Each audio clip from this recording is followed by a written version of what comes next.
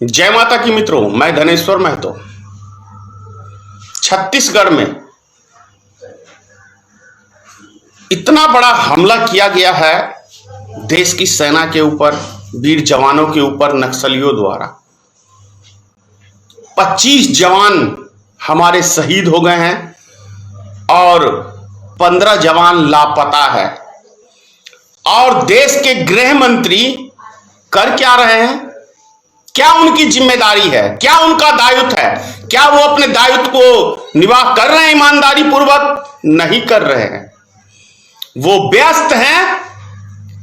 देश की सेना की चिंता नहीं है, देश की चिंता नहीं है, देश के जवानों की चिंता नहीं है, देश के किसानों की चिंता नहीं है। यदि चिंता है मिस्टर अमित शाह को, प्रधानमंत्री को, तो केवल और केवल चुनाव की चिंता है। जो 5 राज्य का चुनाव है उसमें जोर तोड़ से लगे हुए हैं चुनाव प्रचार में, लेकिन हमारे वीर जवान शहीद हो गए उसकी चिंता नहीं है। ये तो उनके नाम पे वोट मांग सकते हैं कि क्या शहीदों के नाम पे आपका वोट हमें समर्पित है क्या? इससे भी घिरी हुई सरकार कभी आप लोग ने देखी है कि सेना की शहादत पे भी वोट बैंक की राजनीति करने वाला वो कोई दूसरा नहीं, वो नरेंद्र मोदी ही है, वो अमित शाह ही है। और इन्हें देश की फिक्र है। बंगाल में क्या इन्होंने कहा है 2 दिन पहले कि घुसपैठिए देश में घुसना चाहिए कि नहीं घुसना चाहिए? अगर यदि घुसपैठिए घुस रहे हैं तो देश का गृह मंत्री अमित शाह है, सारी पावर उसके पास है, तो किसका फेल्यूर है? अमित शाह का फेल्यूर है ना। और बेशरम की तरह देखो कैसे पब्लिक को मूर्ख बना रहे ये लोग। देश का जवान शहीद हो रहा है हमारा, और ये चुनाव प्रचारक प्रधानमंत्री, चुनाव प्रचारक अमित शाह, ये बस चुनाव चुनाव चुनाव चुनाव, सुबह से लेकर रात तक चुनाव चुनाव। क्या हम एक प्रधानमंत्री चुनाव प्रचार के लिए चुनते हैं सिर्फ?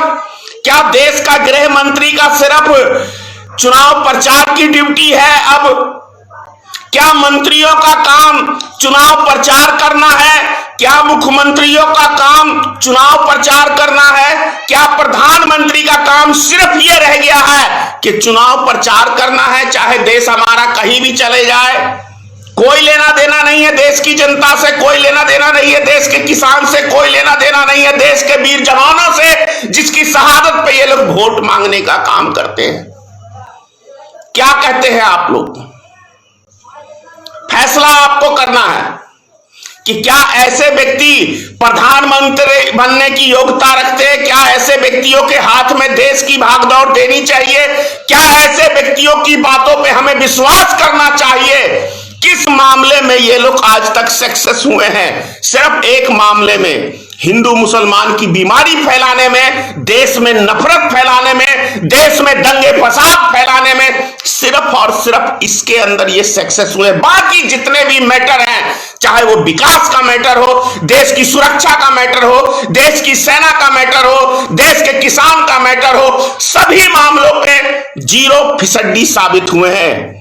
चाहे वो विकास दर हो, चाहे कोई भी मैटर हो, चाहे वो रोजगार का मैटर हो, चाहे वो किसी भी मैटर के ऊपर कहे, चाहे महिलाओं का मैटर हो, चाहे इस देश की बेटियों का मैटर हो, चाहे इस देश के दलित का मैटर हो, हर मैटर के ऊपर मोदी सरकार 0 0 0 0।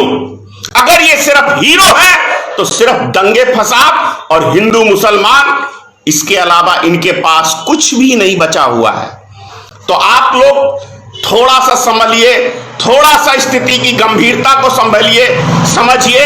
क्योंकि देखिए, कल जिस तरीके से नक्सली हमला छत्तीसगढ़ में हुआ है, अगर इनके अंदर मानवता होती, देश से प्रेम होता, देश के नागरिक से प्रेम होता, तो ये चुनाव प्रचार नहीं कर रहे होते, जाके मीटिंग करते, इस सख्ती से सख्ती कार्रवाई की जाती नक्सलियों के खिलाफ। और आखिर ये भी हमारे देश के नागरिक हैं, ये नक्सली बने क्यों? इस मैटर पे भारत सरकार कभी बात करना चाहती है? क्या समस्या है कि जंगली आदमी हथियार उठाने का काम करते हैं? ये कभी इसके ऊपर सरकार ने पहल की है? उनसे बातचीत की है कि क्या आपकी प्रॉब्लम है? आज हमारे देश के जवान को हमारे ही देश के नागरिक मार रहे हैं। इससे भी ज्यादा कोई शर्मनाक कोई बात हो सकती है क्या? आप लोग विशेष समझदार हैं, सोचेंगे समझेंगे। और 5 राज्यों का चुनाव है, और उससे भी बड़ी बात और उससे भी बड़ा क्या कहें कि हमारे वीर जवान कल शहीद हुए हैं।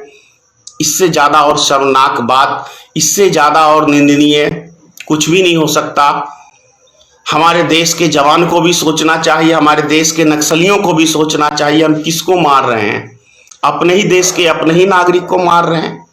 और ये राजनेता हमारी लाशों के ऊपर, हमारे वीर जवान की लाशों के ऊपर करते क्या हैं? ये राजनीतिक रोटी सेकते हैं, यही काम करते हैं।